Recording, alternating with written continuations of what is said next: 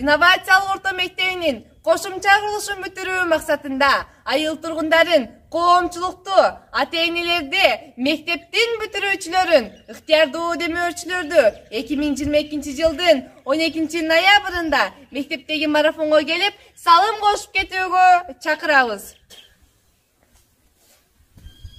Алтындан сандык буйруса, ал сандык оозун ачкыла.